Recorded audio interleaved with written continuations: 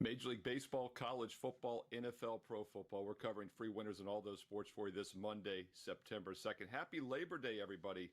WagerTalk Today is here for you every Monday through Friday, noon Eastern, 9 a.m. Pacific. And I am Steve Merrill, filling in for the Prez.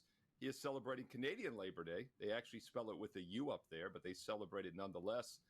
And I'm joined by LABOR, American Teddy Covers as my co-host for this Monday, Labor Day. And don't forget, Teddy is prepping for opening line report in 1 hour here at 1 o'clock Eastern, 10 a.m. Pacific live right after we're on the show. So yet another reason to hit subscribe and hit that bell for instant alerts here on WagerTalk TV. And Teddy, we've got a great show here. We're covering all three major sports because it is September. We've got Bryan Leonard talking some baseball, Jesse Schule talking baseball and college football. The cat is talking baseball as we speak, and also Brian Power talking college football and NFL. He's got a futures play, plus money futures play for you at the end of the show, so stay tuned for that. Of course, Teddy also has his Bad Beats segment coming up, which is my favorite part of the week, and also a big game breakdown for a Friday night national TV college football game. So lots to get to. Let's get it off, start it right with some baseball from Bryan Leonard. And Brian, welcome to the show. You and I will be doing MLB First Pitch this Friday. And, of course, First Pitch is on at 11 a.m. Eastern, Monday through Friday, right before WagerTalk Today. There's plenty of baseball here for a couple more months. But how was your opening college football weekend, my friend? USC worked out very well for us. 25-13 run in college football. So looking very happy in that regard. Sorry, Brian, you were cut off. We missed half of what you said there. Can you say it again? Yeah. Winner last night on USC, 2-2 for the week. 25-13 run in college football, and did have a loser that I thought should have been a winner. So, yeah, even though we didn't make much of a profit for the clients, I'm very happy with the start of the season. Well, let's start talking a little MLB for today, Brian. That's where your focus is on a Monday. Your baseball season has been nothing short of spectacular in recent weeks, throughout the whole course of the campaign, for that matter. Let's talk about maybe the hottest team in baseball right now, the Chicago Cubs. They're taking on the Pirates with a guy who people thought was going to be an ace in Jones. He spent much of the year hurt. He came back. He didn't throw a gem. Talk to me about what we're going to do with the Cubs and the Pirates MLB action on the Labor Day in Chicago. This is a 7:40 Eastern time start tonight. Well, you didn't leave me much to talk about because that was basically the points I was going to make on this game. Jared Jones, he started the year on fire, going all the way back to spring training. He was pitching at max velocity because he really wanted to make the team. He wasn't a top pitching prospect, but he was one of their better ones. And he wanted to make sure he made it to the major leagues this year. So he's pitching with maximum velocity. And we've all seen what has happened to a lot of the starters this year that came out and pitched like that early on. But he pitched maximum velocity, and he fought to make the team out of opening day. And he did so. And he looked great early on, simply blowing away opponents. He had a 2.89 ERA, 0.91 whip through mid-May. But he knew he had to dial it back a little bit if he was ever going to complete the season. And after facing the Cardinals on June 3rd, he was put on the IL. He did come back July 27th, so he missed pretty close to 2 months here. He faced the Cubs on that day, and as you talked about, the Cubs have been hitting very well. He permitted 5 earned runs in that return and only 4 innings of work. And on the season, he's in the 8th percentile in barrel rate, as well as the 12th percentile in hard hit rate. So he's been getting hit pretty good all season long since that, especially lately. No doubt he's a talented pitcher, but he's not even close to the guy that we saw early in the year. Jameson Taillon has rebounded nicely from a down 2023. He owns a 3.85 ERA, 1.20 whip. The veteran righty's not going to blow you away with his 20th percentile K rate, but he doesn't allow hard contact. And in fact, he's in the 94th percentile in walk rate. So if you're not giving up hard hit balls and you're not putting extra players on base, that's the kind of guy I want to back. Since August 10th, the Cubs have been on an offensive explosion, scoring 99 runs in only 10 games. I'm not a math major, but that's close to 10 runs a game their last 10 games out there. They're hitting the hell out of the ball right now. I think they'll get to Jones here. And, considering how well they're hitting, We can go against Jones in this situation. I don't think he's the same pitcher he was earlier in the year. This is a cheap number here for the Cubs, only laying in the 140s. So I have a pair of follow-up, Bry. First, I want to ask you about Tyon in particular, because he really hasn't been good. The Cubs have been winning, and yet they're just 2-5 his last 7 starts. We look at him in August. Each of his last 4 starts, he allowed 4 runs or more. Is this a pitcher we can comfortably lay a price with? That's question one. And question two is there upside for Chicago right now? Is this a team we want to be betting some futures on? Chicago to make the playoffs, Chicago to win the National League. I mean, is there silliness that we want to do with the Cubs when it comes to futures? Because they certainly underachieved all year. They're playing their best ball of the year right now. Well, with Tyon, I like Tyon. He's just a guy that I made a lot of money on this year, so I've got no problems with him. It's a lot of times he hasn't gotten a lot of run support, which obviously hurts his record. But no, he's been fine. And as for the Cubs to make the playoffs, you got to realize they're way behind, like the Braves, the Padres, and the Diamondbacks. So it's been a great run for Chicago, and I thought about that maybe a month ago. I thought that maybe there was some value on playing the Cubs, but they hadn't shown anything. Well, now it may be a little bit of too little too late in that regard, but at least if you're a Cubs fan, they continue to trot out each and every game and play good ball. That's really what you're looking for. I think they cut themselves too much of a deficit to be able to come back and make the playoffs. I don't think I could put money on them, especially now that they've done so well as of late. You're kind of late to the party if you did. So, it's just, I don't think the Cubs are going to the playoffs, but they're a team that nobody wants to face right now. Yeah, we always talk about the expected win-loss record based on run differential, and the Cubs for most of the season have had a positive run differential, but their record has been weaker than what it should be. So there was some probably upside value, and they're still underachieving. In fact, they're 9 games out in the division, 3 out of a wild card spot. But if you look at their expected win-loss, they'd be tied for the last wild card. But once again, only 25 games or so remaining. It might be a little too late for a team that's won 9 of their last 10. All right, the Houston Astros started the season extremely slow, Brian. What were they? I think 9-17 out of the gate. And they have gone, if you do the math, 66-43 cents. Probably the best record in baseball, I would believe, over the last 100 games or so. So interesting team to talk about here against the Reds, who are pretty much out of it. What are you doing with this Houston-Cincinnati game? By the way, this is a daytime game, 4 o'clock Eastern afternoon start today on Labor Day. It certainly is, and this is a good hitting ballpark here. Justin Verlander is holding on by a thread. He's had a Hall of Fame career, no doubt about it, but he's simply not the same pitcher. Take a look at his numbers this year, and injury prone as of late, but he's been that way for the last few years. Got 3-4 record, 4.16 ERA, 1.22 WHIP, still serviceable, but not what the Astros want. If they expect to make a deep playoff run, they need Verlander to at least come back and be somewhat as good as he'd been in the past. I don't think it's going to happen. To his credit, he's still able to keep the opposition off balance. He's in the 87th percentile in hard hit rate, but he's in the first percentile in ground ball rate, meaning he doesn't have many ground balls, doesn't coax many ground balls. Line drives and fly balls has been his MO this year, and that's not a good situation where you're playing in the best home run park in baseball. In 3 of his last 4 starts, he's allowed 4 earned runs or more while never lasting more than 5 innings. I think the Reds are going to get to him a little bit today. We're looking at a total where I think both pitchers are in trouble in this one. In fact, Julian Aguilar put up decent numbers in his first 2 starts, but it was clear he was pitching over his head. While watching those games, you could tell we would eventually look to fade him. A lot of lucky situations in those games that didn't result in runs, but he's let a lot of people on base, and they've started to hit him well. In fact, the negative regression started last week when the Oakland A's pounded him for 6 earned runs in 4 innings. And that was his first appearance in Great American Ballpark. His other 2 were on the road. Now he's back where he struggled last time out, and we see more of the same in this one as the Astros have more offensive talent than any of the 3 previous opponents. I expect this to be a high-scoring affair with 2 starters we could take advantage of. We're going to play the over in this one. So this was sitting at 9.5 even this morning. There were 9.5s across the board last night. There were 9.5s this morning. Now we're seeing 9 juice to the under.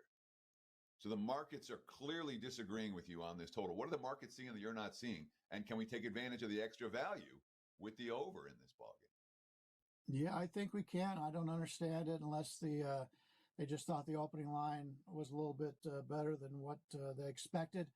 I don't see any weather problems with any of the games going on today, so that's not a concern. I've seen Aguilar. I've watched every one of his starts. He's not a good starting pitcher. He's a rookie, and now he's facing the toughest offense that he's faced all season. And like I said about Verlander, all the credit in the world. He's a future Hall of Famer, first ballot, no doubt about it.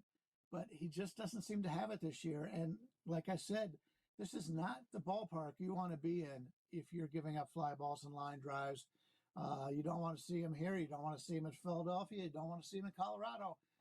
I think he gets hit today.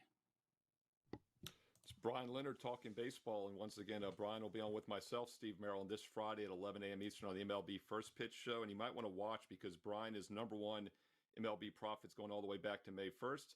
And I'm number one in MLB profits over the last 30 days. There's still money to be made in baseball. And Bryan knows what he's talking about. He gave you 2 free plays here. You've also got a free divisional play in the NFL futures play on your page right now. And also, Bryan, I noticed you've got a strong best bet tonight in college football. Tell everybody about that game tonight, Boston College, Florida State. Yeah, as I pointed out, we won yesterday 25-13 going back to last year in college football. Really like this game. I think there's some value here. I also have a 4% play in Major League Baseball.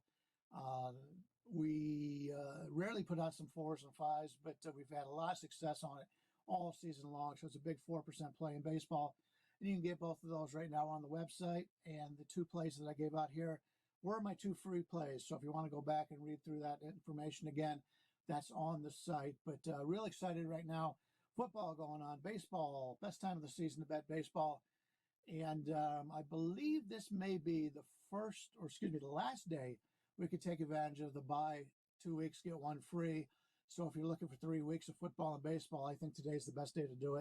In fact, it's the last day to do it before we go on to our next promotion. Yeah, I was going to say this is a great time of the year to be playing all sports. This year on the show today, we're talking college football, pro football, and Major League Baseball, and a lot of cappers, including Bryan Leonard, Teddy Covers, myself, Steve Merrill. We cover all 3 sports. And as Bryan said, today, Monday, Labor Day, your last chance to buy 2 weeks and get the 3rd week for free. It works out to just $9.50 a day. That works out to less than $5 a play on average for the next 21 days and nights of all sports, every play, every day. No promo code needed. Multiple cappers. Get Teddy, get Bryan, get myself, Steve Merrill. But do it before tonight because it is the last chance at WagerTalk.com. Teddy Covers, what bettors learned. I was going to ask you about your first college football game in a couple years, but it's Monday. So we got to do bad beats, bad bets, bad for the books. But maybe you can work the USC LSU game in somehow also. Of course I'm going to work the USC LSU game in there somehow. There's a legit bad bet to talk about in that ball game. But we got to start with the bad beats. Of course, bad beats, bad bets, bad for the books, dude. Every week on Monday during football season. The goal is, how did everyone do? A little recap of what just happened this past weekend from a betting standpoint. And when it comes to bad beats, college football, there were some fun ones already. Week 1, Lehigh plus the points against Army. Howard plus the points against Rutgers. I'm going to start with 2 FCS versus FBS games. Both of those ball games. Army didn't take a knee, punched in a touchdown with 20 seconds to play. Rutgers punched in a touchdown with 11 seconds to play to win by 37. Coaches not taking knees. Tough beats if you had Lehigh or Howard. No one had Lehigh or Howard. Some people, however, had TCU. Some people had the under in that ball game. Stanford bet 10.5 down to 7.5. They're down 10 with 36 seconds to play. What do? They kicked the field goal to only lose by 7. Of course, they did not recover the subsequent onside kick. The total in that game might have been even worse. Tough if you had Arizona State, but Arizona State wasn't necessarily the right side there. Not Arizona State, TCU, sorry. But the total was even worse. It's 20-17 with 7 minutes to go. The under 59.5, 60, 60.5. You're as fine can be with 7 minutes left. Then it goes touchdown, touchdown. Stanford goes for it on 4th down at their own 19-yard line, failed, touchdown, and then that last field goal. So you had 24 points in the last 7 minutes. It lands right on 61 under 60.5. No good. That one hurt. Indiana, a wise guy special on Saturday. The Hoosiers bet from -18 to -25.5. They led by 17 with a minute left, and then a 52-yard touchdown scamper. They were trying to run out the clock. 24-point win. Very lucky for anyone who bet them before game day. FIU still covered the closing number, but I don't think anyone actually bet the Panthers. And then, last but not least, prior to this past August, I can't remember losing winners due to rain in football. I lost a Hall of Fame game, and I had Kentucky -25.5. Or not lost. I ended up pushing on the Hall of Fame game because it got called for rain in the third quarter. Kentucky -25.5. They're up 31-0 in the third quarter. It is a blowout as far as blowout can be. Kentucky's going to run the ball down their throat. They're going to win that game by 50. Except the second round of thunderstorms came through, and the game gets canceled in the third quarter. 31-0 Wildcats. All wagers refunded. So, all right. There's your bad beats, or at least the ones that stood out to me. Bad bets. Let's see. They bet UConn +24 down to +19 at Maryland. Terps 50-7. It wasn't that close. UConn money all bad. They bet Clemson +13.5 down to 10.5. Tigers got annihilated by Georgia 34-3. All the Clemson money. Bad bets. West Virginia +12 down to +7.5. That was all Penn State start to finish, even with the long rain delay. 34-12. Nittany Lions and West Virginia money all bad bets. Somebody like UMass bet them from pick up to -3. They lost at home by 2 touchdowns to Eastern Michigan. The Minutemen, a bad bet. Late Saturday night, lots of Wyoming money bet down off the key number of 7 down to 6.5 against Arizona State. Well, Wyoming, no good. Sun Devil blew them out 48-7. And yesterday, of course, the game I was at, that Steve Merrill was just referencing, USC-LSU. I debated between side and total in that game. Well, I bet side. I should have bet total. Total was bet from 62 up to 66.5/67. I was at the game. There were no over in play at any point in that contest. 27-20 Trojans, all the over money. Bad bets. When it comes to bad for the books, North Carolina, Minnesota, all the money poured in on the under. The game moves from Gophers -1.5 to Tar Heels -2.5. Lands right in the middle. UNC -2 after Minnesota misses the last second field goal. All the side money won. All the total money won. That was not a good result for the house. Another game lands right in the middle. Syracuse, Ohio, -14 to -17. The Orange win by exactly 16. Bad for the books. Northwestern under is already a problem for the books. Wildcats versus Miami opened 43, closed 39. 13-6 final, a truly riveting affair if you watched it start to finish. And Nevada covered wire to wire. Week 1, nearly upsetting SMU. They blew it late. No hangover. They were +15. Got bet down to +8 at Troy. They led that game wire to wire and won outright by a deuce. There you have it. Bad beats, bad bets, bad for the books. Back to you, Mr. Merrill. Teddy, you said something very interesting there that I think I want to touch on. It talked about how those two, FBS teams punched in the late meaningless touchdowns against some bottom feeders. There were a lot of blowouts. We've talked about how big favorites do well in week 1. I took advantage of it again. I had a best bet on Alabama. I gave that up for free in a solo video. I gave out Texas for free in a solo video. Looking at some other ones on the FCS board, that FBS FCS board, there's 38 games, I believe. I think 16 of the 38, the losing FCS team scored 7 or less. I think 13 or 14 of them scored 3 or less. That stood out to me from week 1. But the big favorites covering, you got to wonder with the legalization of sports betting in 30-some states now, if the head coaches are more aware of the point spread now that it's legitimate and they know their backers might be happy if they cover late. Something to think about. I don't know. We'll have to keep an eye on it, but it's even more of a reason, I think, to be playing these big favorites in week 1, and we saw it work again this past Saturday. Teddy, any thoughts on that? I mean, in most states, you can't bet on your local college team. Like, you can't bet on Army in the New York area, but you got to wonder if that's in the back of these coaches' minds, the Bill Snyder effect from the 90s when you and I started. So part of the reason I played Kentucky and laid the points with Kentucky in that game is because Stoops knows the point spread and sometimes talks about the point spread. And last year, week 1, made a concerted effort to cover the point spread at the end of the ballgame, which they did. So it's certainly something that, in my mind, factors well. It's pro favorite, When you're talking about covering numbers and blowout games, you ask me, all right, +42, -42 opening day. Who do you want? Instinctively, I always want the -42 on opening day.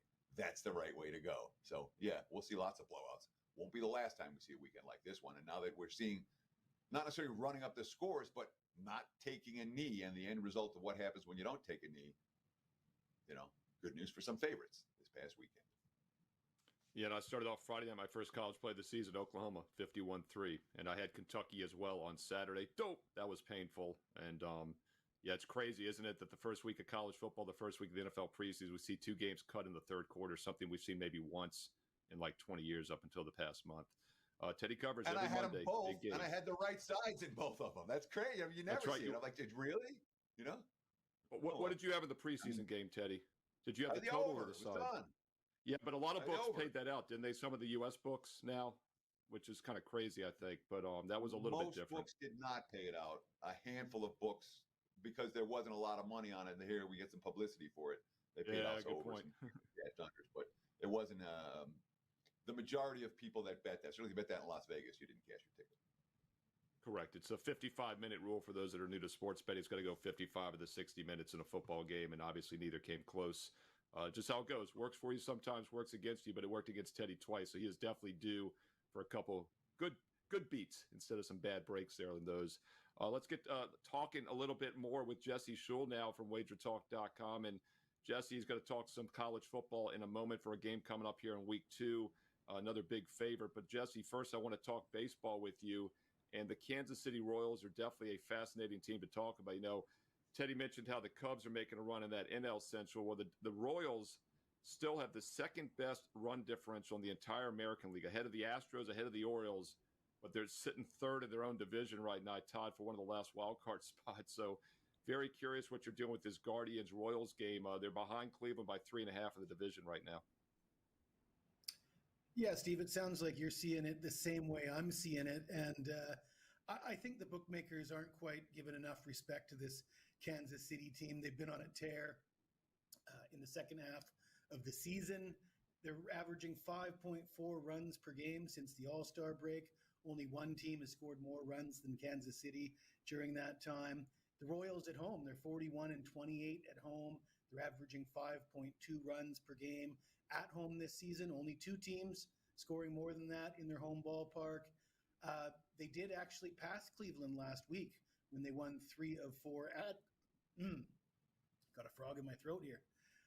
They won 3 of 4 at Cleveland. They ended up taking over first place. Now they've lost 5 straight since, but they're back home where they play well and they score more runs. And I think they've got a favorable pitching matchup here with Michael Wacha going, the veteran. Wacha's had surprisingly a pretty solid season so far. His numbers at home particularly good, 6-1 with a 3.13 ERA and 11 home starts. One of those was against Cleveland.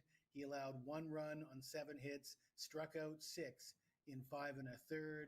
And he will go opposite Gavin Williams, who both these pitchers just faced the opposing team less than a week ago, or roughly a week ago. But Gavin Williams, not so optimistic about him. He's 1-4 with a 6.56 ERA in his last 5 starts. Like I say, this Royals team knocking the cover off the ball, very cheap price, but I think I will take Kansas City for the first 5 innings, minus 120 on the money line. So Michael Wacha always reminds me of the Pac-Man, Waka, Waka, Waka, Waka, just like, I don't know why. Same here. But he always does. Ozzie Bear from the Muppets, Teddy. Waka, Waka. Yeah. I want to talk about Cleveland here for a minute, all right? This is a Guardians team that wildly overachieved over the first half of the season. Even post-All-Star break, they were still pretty good. It feels like they're coming back to earth right now. Is there money to be made betting against the Guardians moving forward? If you bet against Cleveland every day for the next week or the next couple of weeks, are you going to make money? Is this a team you're looking to fade? Or is this more pro-KC, less anti-Cleveland? Well, I think you're onto something, Teddy. I've been more pro-KC. I've been putting a lot of money on Kansas City team total overs, especially at home. Like I said, those home numbers, when you put them in the top 3 or the top 2 in Major League Baseball, and then you look at the price to back Kansas City, the 2 things don't add up, right? You got a team that's one of the best offensively in the majors in certain situations, and the bookmakers are not pricing them accordingly, in my opinion. So certainly pro Kansas City, but I think anti-Cleveland is also probably there's some value there as well. As you said, they were really strong offensively in the first half of the season, not so much in the second half. So yeah, you're onto something there, Teddy. Jesse Schule talking Major League Baseball here on Wager Talk today. And don't forget, Jesse will be on First Pitch tomorrow with Adam Trigger on Tuesday, live at 11 a.m. Eastern. And not only do they break down several games, but they take live viewer questions on any games and player props you want to talk about. So check out MLB First Pitch every weekday at 11 a.m. Eastern, and then Wager Talk today right here at noon Eastern. And Jesse, I referenced my first college football best bet was last Friday night, an easy 51-3 blowout with Oklahoma. By the way, Dan Alexander, who hosts First Pitch, he gave that out for free the day before on the baseball show. Yet another reason to watch this week. But you're going to look at this Oklahoma game coming up this week. Now they're about a 4-touchdown favorite after being a 6-touchdown favorite. Is the line too high, or do we lay it once again with the Sooners? To be honest with you, Steve, I don't think they can set this line high enough. I don't know if you saw Houston in week 1 losing 27-7 at home against UNLV. That's a UNLV team with a brand new quarterback. And, you know, you look at that game, you look at the box score, it doesn't look like UNLV did all that much. I mean, they ran for 198 yards. Their yards per carry wasn't that particularly high. I mean, I think Oklahoma is going to run all over this Houston team. I think the punter can go out and get drunk on Friday night because he will not be needed on Saturday. No punting for Oklahoma. And you look at the quarterback situation for Houston, Donovan Smith, 2 picks, I think 50% completions. Yeah, the young guy came in and led a touchdown drive in the dying seconds in garbage time. A little bit difficult to read too much into that, even if he may get the start. I mean, if he gets the start this week, it'll be his first career start on the road at Oklahoma. Not a great spot. It just looks like this Houston team is in full rebuild mode, and they're running into a buzzsaw at Oklahoma. You look at Oklahoma last year, they opened the season with a 73-point win over Arkansas State. They followed that up 2 weeks later by beating Tulsa by 50. The state of this Houston team, I can't see them within 30 points of Oklahoma. So I'm going to lay it with the Sooners. So I want to talk about Oklahoma's game against Temple, a game that I watched, and a game that I think had a wildly overrated final score, a final score that was wildly misleading compared to how the game was played. Temple was pretty awful. Temple can't move the football. I don't think they're going to move the football against anyone. But their defense, for extended stretches of that game, blew up Oklahoma at the line of scrimmage. Oklahoma finished the game. You want to talk about a concerning number inside a box score. Against Temple, Oklahoma goes 1 of 12 on third downs. They punted 5 times against that team. How confident are you that Oklahoma is as good as a final score would indicate? And isn't this a classic, you're buying high and selling low? Because Houston's off an awful game and Oklahoma's off a 51-3 win. It feels to me that we're, you know, are you buying high and selling low here, or am I missing something? Is Oklahoma better? Like I said, I think that it's more anti-Houston than pro-Oklahoma, Teddy. I mean, if we talked last week, I would say there's no way Houston's anywhere near as bad as Temple. At this point, you know, they looked pretty bad. You know, I'm not going to say they're quite as bad as Temple, but they're a lot closer than I would have thought based on what I saw against UNLV. And yeah, I mean, 27.5 is a lot lower than the almost 50 they had to cover against Temple. So yeah, I mean, I think it's a matter of fading Houston rather than buying high on Oklahoma. Jesse Schule talking some college football, talking some Major League Baseball with us. And, of course, you can get all of his best bets at WagerTalk.com. Jesse, I love what you got going tonight. You got a 3-pack, I believe. And you mentioned, hey, look, I didn't have a great weekend, but I've been just incredible, 41-12 the last 2 years in August and September college football. So bounce back mode tonight, my friend. You betcha. I got 3 plays in the Boston College FSU game, and I did nail that Georgia Tech Florida State game in Ireland in my video on WagerTalk TV. I told people to sprinkle on the money line with Georgia Tech. So I was not surprised with what I saw in Ireland, but I think I got a good read on what's going to happen tonight in Tallahassee. So definitely worth checking that out. Probably well worth the $29. It's Jesse Schule. You can find him not only at WagerTalk.com, but of course here on WagerTalk TV with tons of solo free play videos. Yet another reason to click subscribe and hit the bell for instant alerts when these shows go live, but more importantly, when all the free play videos for baseball and football go up each and every day. I've got some free play baseball videos that'll be up in about an hour this afternoon, and Jesse does a great job with those free play videos throughout the week with football as well here on WagerTalk TV. Teddy, before we get to Brian Power to finish out the show, let's do a little big game breakdown. You're going to talk about one of the newest additions to the ACC. It's a non-conference game, but it's a Friday night national TV game for your big game breakdown. Sure is. ESPN2 Friday night, BYU versus SMU. Right now, look at the WagerTalk live odds screen. We've seen a fair bit of BYU money this morning. This was 12 last night, 11.5 last night. Now I'm seeing 10/10.5 for SMU as home favorites. Total 55.5 in this ball game. And pardon my language, but SMU took a fuck ton of money on the opening night in Nevada. Really. There were two betting groups that were warring it out for a while. One of them had as much as they wanted, and the other group just kept betting more SMU, all the way up to -28. They only scored 29 points. Needed a big fourth quarter rally just to win the game at all. Hard to cover -28 when you only scored 29. That said, they put together a big fourth quarter rally, both sides of the football, to win a season opener in a tough road environment. Even though they never sniffed a cover, I view that as a positive for SMU. Last week it was 42-7 at the half against Houston Christian. Not that Houston Christian could play with them, but it was SMU showing what they could do, 7 yards per carry, 10 yards per pass attempt. You know, this is a team that won 11 games last year in the, ACC ready. Rhett Lashley went 5-1 ATS's home chalk last year. You know, offensively, they scored 37 points per game or more each of the last 5 years. And boy, they have elite speed. I see BYU with significant problems defensively against SMU's speed in this ball game. But I do have questions for SMU about their defensive front and their secondary. You saw that in the game against Nevada. Now, BYU's coming off a 5-7 season. You know, Kalani Sitake is again projected to be near the bottom of the Big 12 again this year. Since 2020, they're just 3-6 ATS, the road dog.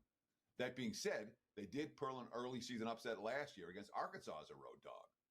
Turned out Arkansas wasn't any good either, but at the time we didn't know that. That said, last year on the road, they allowed 31 at Arkansas, then 38, 44, 35, 37, and 40. Yikes. You know, 40 did come in double overtime. It was actually only 13 after third quarter, but the defense fell apart late. BYU just looked just fine in their tune-up game against Southern Illinois last week. Jake Retzlaff, the new starting quarterback, he played in 4 games last year. They went 0-4 in those games. 1-0 this year. More than 11 yards per pass attempt. BYU's totals, they're still deflated. The offense fell apart last year. Now they have a quarterback. They're big up front, really big. They're playing a team that can score and a team that has some defensive questions. I like the over in this ball game. 55, the current prevailing number, 55.5, up to 56, I think is very reasonable to get involved. We can expect a high-scoring affair on Friday night. Look for SMU and BYU over. And, of course, if you want to take advantage, starting tomorrow, Tuesday, September 3rd, 3-day all-sports, all-access pass, only $49. Get that right now, or get that starting tomorrow, I should say, starting on Tuesday at WagerTalk.com. Steve? And if you buy tomorrow, Teddy, you get Tuesday, Wednesday, Thursday, and you've already got the Friday play from Teddy Covers. So it's like a 4-day pass, thanks to his big game breakdown here on WagerTalk TV. And once again, that special, that 3-day special starts tomorrow, as Teddy mentioned. Prez and Teddy will have more information on the Tuesday show. But if you want to get 21 days, today, Labor Day, is your last chance because it's buy 2 weeks, get that third week free of all sports. Works out to just $9.5 a day. That's less than $5 per play for any and all cappers that you want. Teddy Covers, Steve Merrill, or even our next guest, Brian Power, who's going to talk some college and NFL football with us, Brian. And we're going to save a NFL futures play here for the end of the show in just a moment. But first, you want to talk about a college football total. Georgia Tech, Syracuse. That is a true ACC game, I believe. I can't keep track of these new conferences. What are you doing with this over-under? Yeah, so I was obviously on the show Friday, as Teddy remembers, and I thought I made a pretty compelling case for fading Georgia Tech in what was a bad situational spot. But Teddy, as astute as he always is, he asked me the question, well, is Georgia State good enough to take advantage? The answer was no, unfortunately. But it should be pointed out, guys, twice Georgia State was stopped on downs inside the 10 in that game. Another time they settled for a field goal when on the Georgia Tech 1-yard line. They dropped a 2-point conversion that would have put them in the money in the fourth quarter. And 2 of the Yellow Jackets touchdowns came on 4th down plays.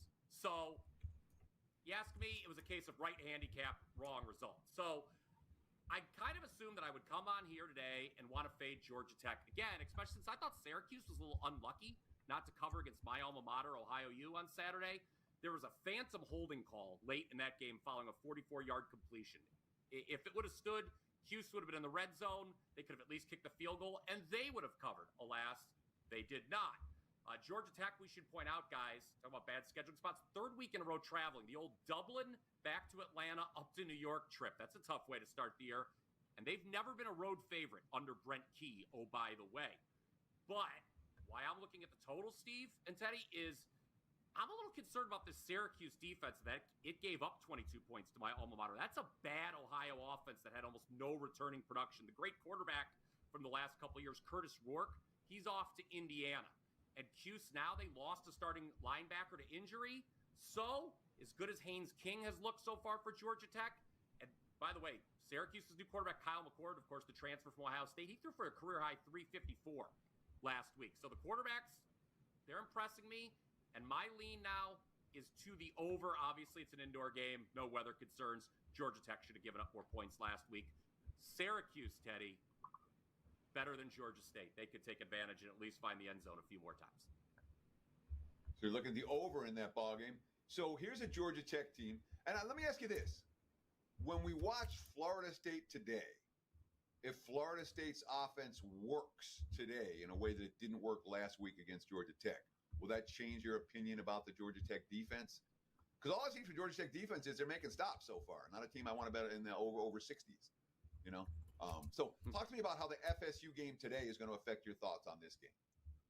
Sure, I guess it could have a minor effect, but remember I talked about on Friday that Georgia Tech-Florida State game was really odd. Each team only had 7 possessions. The offenses were quite efficient with what the limited possessions they had. So I actually don't think it's probably going to have that much of an effect. I just look at what Georgia Tech did last week, or what they got away with. Teddy, you were right. Georgia State was not good enough to take advantage of a spot I think a lot of teams in America would have covered against Georgia Tech. Syracuse, there's high hopes under Fran Brown. I like what I saw from McCord. I am scared about the defense, though. You're right. It's a high total when you think about Georgia Tech and Syracuse the last years, but it's high for a reason. I think the offenses go up and down the field at the Carrier Dome this weekend. Brian Power talking some college football here on WagerTalk Today. And Brian, we're going to talk some NFL here to finish up the show. And the NFL, of course, kicks off here with week 1 later this week on Thursday, Friday games, a ton of Sunday games. You're going to look at a futures play for the AFC South. And this is a fascinating division to me because last year, of course, the Texans go from having the number 2 draft pick finishing 3-13-1 and winning the division at 10-7. Jacksonville just missed out at 9-8. The Jags, by the way, had won the division the year before with a 9-8 record just 2 years after going 1-15. So these teams definitely flip around fast. We've had 3 different winners the last 3 years, I believe. Who do you like winning this AFC South division this year in the NFL? Well, I think the Jags have a chance to win the division, Steve, but I like it. This is going to be to make the playoffs bet. It's kind of a hedge. Oh, I'm sorry. I misread it. Okay, cool. Oh, it's no problem. It's no problem at all. But let's talk, because you set this up well, Steve. This time last year, what was the deal? The Jaguars were the odds-on favorite to win the AFC South. They were actually bigger favorites to win the division at this time last year than Houston is right now, which is really interesting in my opinion. They were coming off the playoff run that you mentioned, Steve. They won a playoff game. They had that insane comeback against the Chargers, typical Brandon Staley. That's why he's no longer the head coach there. And what did the Jags do last year, guys? They started 8-3. So they were in great positions. Like, here we go again. This is a team on the rise. Doug Peterson. Well, Trevor Lawrence gets hurt. So does Christian Kirk. They sputter down the stretch. They end up 9-8. And as you said, Steve, on the outside looking in when it came to the playoffs, turnovers were a problem. Lawrence was also betrayed by a receiving core that had a lot of drops. Let's go to this year right now, the present. No one seems to be talking about the Jags. So I started looking into it because I think they should be, because you look at the AFC playoff picture. I'm going to throw a lot at you here, Teddy, okay, that you're going to be able to come back at me with. Let's look at the AFC playoff picture as a whole and why I think the Jags can get in. Right now, there's 3 teams that are odds on in the AFC East. I do not think all 3 of those teams are going to make the playoffs. Bills, Dolphins, Jets. I think you're going to get no more than 2 in the North. I think that's a division that cannibalizes itself. West, it's just Kansas City. I think the books are a little too high on the Harbaugh hire first year. Denver, maybe they'll go over their win total, but they're not a playoff team. And I think the Raiders, after the rah-rah of Pierce, will take a step back. So if there's two teams from the East, two teams from the North, you get the division winner of the South, division winner of the West. That still leaves a spot. And I think it's the Jaguars for the taking. You look at some of the other markets. Over 8.5 wins is priced minus 120. But to make the playoffs, it's plus 130. Yes, there's a world where they could go 9-8 again and miss the playoffs, but I think that's a pretty narrow, kind of a small needle to thread there. I'll take my chances. And by betting them to make the playoffs, guys, we don't have to worry about whether or not Houston wins the division, which I think very much they could. They're loaded with C.J. Stroud coming back. So my bet on the Jacksonville Jaguars for 2024 is plus 130 to make the playoffs. I think this was a good team last year that just had a bad finish. So when we look at the AFC, New England's not going to make the playoffs. I think that's reasonable. All right, so no Patriots. Tennessee is certainly not likely to make the playoffs. Great. The Raiders and Broncos, I would say, also long shots. So that's 4 teams we can go into out of the 16 that are pretty much going into the season, barring a shock, not going to be there. That being said, Houston was a shock last year. It's not unusual to see one shock team, and we still have, in theory, 12 other teams that are alive for 7 playoff spots. You're getting a plus 120, plus 120, plus 125 here, and you're locking up your money all year. You gave these predictions about, I think only 2 teams from the North and only 2 teams from the East.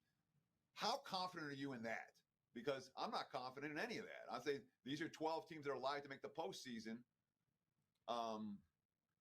Why 2 teams here and 3 teams there in a scenario where obviously right now we're only looking at projections. We really don't know how good these teams actually are. Sure. Look, I think and again, I don't know if we should need to go through all 12 of those teams, but I'll just kind of pick some of the ones where there's variance. The Jets obviously are a team that a lot of people expect to improve. But let's forget, Aaron Rodgers hasn't had a good season in quite a while. Obviously, he gets injured right away last year. I didn't think he was that good his last year for the Packers. It was shades of Dan Marino his last year in Miami. He's yelling at the receivers all time. He's on peyote. He's doing whatever he's doing, going to Burning Man. I don't know if it's no guarantee that Aaron Rodgers is great. Same with Deshaun Watson in Cleveland. That's a playoff team from last year that I'm not confident goes. Watson was 41st in EPA last year. I think that's a team. And look, I know you're going to throw the Tomlin stat right back at me, and I've been wrong, I think, my entire adult life. But I think this is the year the Steelers are going to regress, okay? I'm going to die on the hill. It will happen one year, and if I keep saying it every year, one year I'll be right. I'm not as high on the Colts in the South either. And you look at the South, everyone just assumes the South will get one team in. It could be just the Jags. If heaven forbid, if C.J. Stroud were to get hurt. Steve laid it out that this AFC South has been wild, right? Houston 2 years ago was at the bottom. They jump all the way up to the top. There's something called the plexiglass principle. Bill James talked about it in it's one of the few books behind me that I've actually read. So they may not make the jump again next year. So I think there's a lot of variance with these teams. I just look at the Jaguars, Teddy, as a very solid team for the last 2 years. I don't think they're worse. I don't see them doing worse than last year. So I think it's 10 wins this year. And if they win 10 games, I think they will make the playoffs then for sure. 10 wins, they make the playoffs. By the way, Brian, they were one of 3 teams in the AFC last year that went 9-8, did not make it. 2 in the NFC, so 5 9-8 teams did not make the postseason last year. But 10 wins will get them in. By the way, our friends at Bet Online and Dave Mason, lead odds maker, there will be on Thursday talking with Teddy. Maybe you can even ask him about some divisional futures. But they've got the Texans even money, Jags at plus 270, Colts 3-1, Tennessee Titans 9-1. So if you do like the Jags to make the playoffs, a little sprinkle on that division winner probably is not a bad thing, especially if you think the Texans, who went 3-13 last year, are going to regress this year, which I think they might. Great stuff from Brian Power. Brian, Teddy covers his opening line report here in 15 minutes. He turns to a pumpkin in 1 minute. What do you got going on at WagerTalk.com? 4% best bet. It was a great weekend, guys. Went 3-1 on Sunday. It's been a great start to the college football season. We've won 6 straight totals in all sports. This best bet for Monday is a total. Guys, I've had 3 college football totals so far. All 3 of them have cashed by double digits. Teddy, you knew I had to take the under on LSU USC. When you were sitting in the stadium last night, I bet that was the first thought on your mind. But this is a Major League Baseball total, and that's okay. We've hit 70% on the dime in the last 9 days. So very excited for this one play on a beautiful Labor Day. WT.buzz/BP. That's Brian Power. You can also find him on the baseball show throughout the week. He was on today on Monday, so go watch that replay with Mark Zeno breaking down several games on the Monday card. Once again, hit subscribe, hit the bell for instant alerts. I got 2 free play baseball videos coming up in about an hour, so hit that bell for an instant alert. Thumbs up, like, comment below. We read all the comments and we reply back. And don't forget, this Labor Day Monday is your last chance to buy 2 weeks, get the 3rd week for free. No promo code needed. Every capper right now at WagerTalk.com, including Brian Power, Teddy Covers, and myself, Steve Merrill. Teddy, you got 14 minutes until opening line report. Take us home. Yeah, the clock's ticking, though. It'll be 13 by the time I'm done. But that's going to wrap it for the Monday edition of Wager Talk Today. We'll do it again tomorrow. Same time, same channel. 9 a.m. here on the left coast. Noon for you back east. Your Sports Central for gamblers. Like Steve said, stay tuned for the NFL opening line report coming up at the top of the hour. And between now and tomorrow's show, enjoy the games and best of luck with all your bets.